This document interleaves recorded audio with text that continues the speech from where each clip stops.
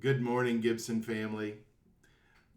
I hope you are starting your day off well. I'm trying to negotiate a couple different buttons here, but as I was beginning my day and just reflecting and beginning with a little worship and noodling around on my flugelhorn, I was just reminded of this wonderful old hymn, "All to Jesus I surrender all." So why don't we just give it a listen, and I'll play along a little bit, and then I'll have a couple of parting words.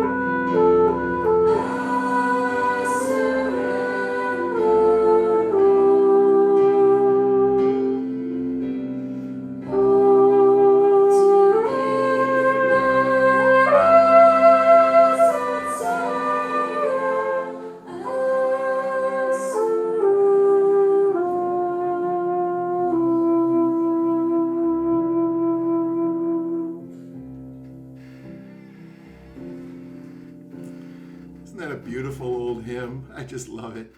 And I'm wondering what maybe do I need to surrender today? What is it that God is asking me to let go of? Is it my old routines? Is it my schedule? Is it putting my self worth in a bunch of other things that right now I just don't have access to and I don't have opportunity for? Do I need to let go of my fear? Do I need to let go of some anxiety? Do I need to let go of my thought?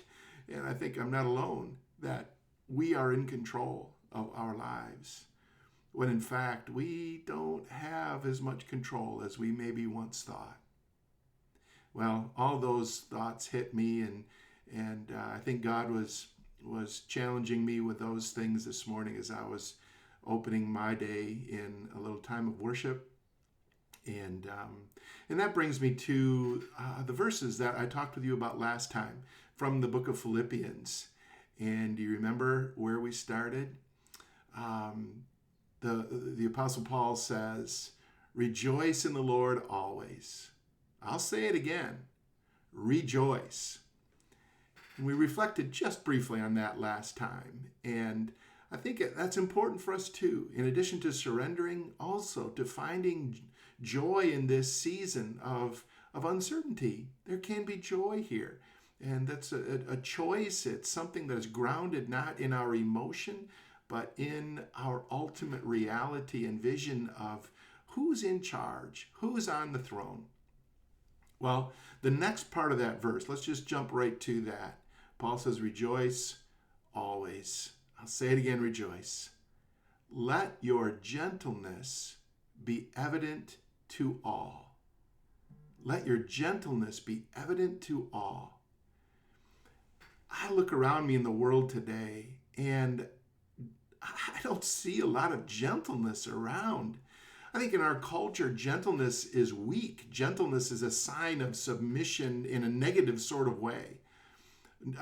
Gentleness is for wimps, if you will.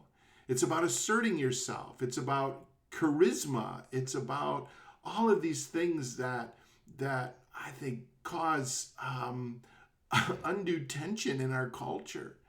Because how does it look if I am gentle to someone who is being harsh or someone who is being forceful?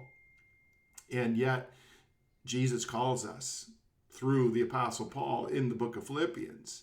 Jesus calls us by his example and by his life to be like him.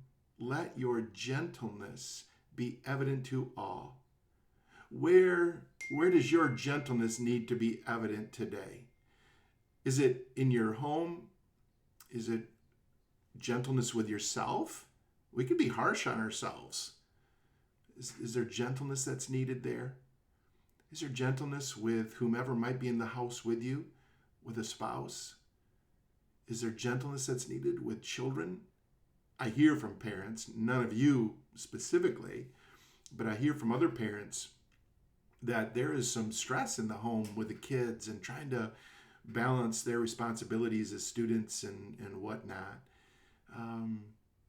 Let your gentleness be evident to all. In our culture, those of you on social media, in a environment, in a context where there is just harshness and criticism and mistrust and so many things like that, we're called to gentleness. Let your gentleness be evident to all. And so that's what I want to leave you with today. Surrendering all. By the way, my texts have been ringing up here. It's because we've been having a little exchange with my California son and his wife. Originally, before all this happened, today was the day. Right now, I would be in the air. I would be flying. Carrie and I had plans and flights to visit Shane and his wife Hunter out in California for the next week or so. And I'm having to let go of that. We're exchanging some lament with each other and just love for each other and desire to be with each other physically together. But I'm having to let go of something significant in my life too right now.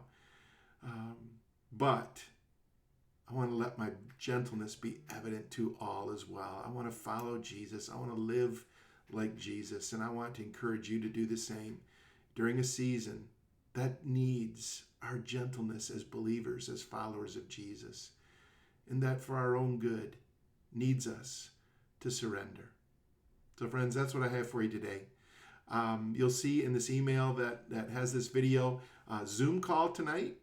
I would encourage any and all who are able and unafraid to join us. You should be able to just hit that link. You'll see the instructions in the email. But I hope to see a number of you tonight on that Zoom gathering. So, friends, I pray for you. I love you.